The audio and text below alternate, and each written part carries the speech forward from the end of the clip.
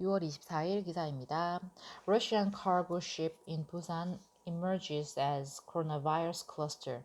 Outbreak among sailors projected to spiral further, spooking relatively virus-free port city. South Korea's latest infection cluster is linked to a Russia-flagged cargo ship where at least 17 out of the 21 sailors tested positive for the novel coronavirus that causes COVID-19, raising questions over screening loopholes at the country's seaport.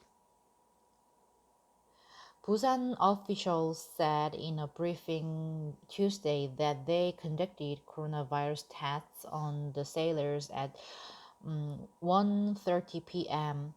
Monday upon receiving notice that the ship's captain, who returned to Russia after experiencing fever and other symptoms, was diagnosed there earlier that morning.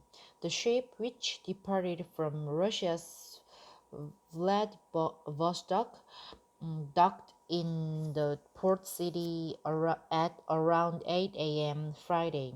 So far, 176 people, including customs officials, ship repair workers, and port office staffers, have been identified as contacts of the infected crew members and quarantined accordingly.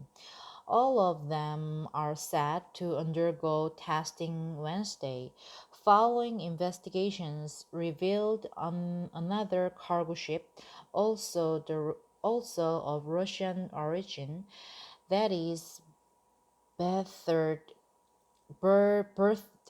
nearby, belonged to the same company. Tests carried out Tuesday yielded a positive result for one of the 21 crew members. Some 90 people who came into contact have been quarantined. The sailors are receiving treatment at the Busan Medical Center. At this point, it's hard not to assume that the cargo ship outbreak will go further. Korea Centers for Disease Control and Prevention's Deputy Director Kwon Jong-uk said in a briefing Tuesday. Officials at the KCDC said the Busan port authorities had not taken health questionnaires from the Russian sailors before allowing them to dock and disembark, pointing to a possible negligence in the process. Coupled with the recent uptick in imported cases, the newly detected cluster has prompted health authorities to introduce amplified border checks to better screen potential infections coming in from abroad. The number of new coronavirus cases in Korea bounced back Tuesday, recording 46 more cases, 30 of which were imported. The chief of the municipal office's department, An Byung-sun, said finding a place to house the increasing number of people subject to quarantine, the vast majority of them tied to overseas travels, and ensuring they were following through with the order were adding to its administrative burden. Some housings are not apt for proper isolation, and the city is arranging hotels and other facilities to accommodate the quarantined individuals, she said. Two patients were confirmed Tuesday in Busan, one of whom arrived recently from Kazakhstan and the other from Pakistan. There are currently 2,030 342 international travelers and their contacts placed under quarantine in the city. Senior health official Yoon Tae-ho told reporters Tuesday that all those arriving here are obliged to report any symptoms to authorities.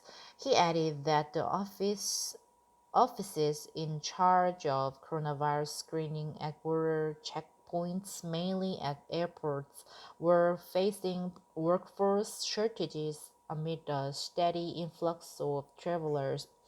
About 3,000 to 4,000 air passengers come here from outside the country each day. Checking all of them for presence of symptoms and testing those who display symptoms are strenuous jobs, he said, adding that more workers will be recruited in the fall or winter to hopefully relieve the workload. The number of new cases associated with overseas travel reached 90 last week, almost double the figure from the week prior. Starting Tuesday, visas are temporarily suspended for those from Bangladesh and Pakistan, where a high proportion of arrivals have been founded found to be infected. Non-essential flights between Korea and the two countries have been cancelled as well. Also coming into effect Tuesday is a regulation that mandates the use of a QR code-based ID system at private cram schools, buffet-style restaurants, logistics facilities, and door-to-door sales businesses, all of which have been sites of local outbreaks. This is an expansion of measures implemented June 10, intended to facilitate contact tracing at risky venues.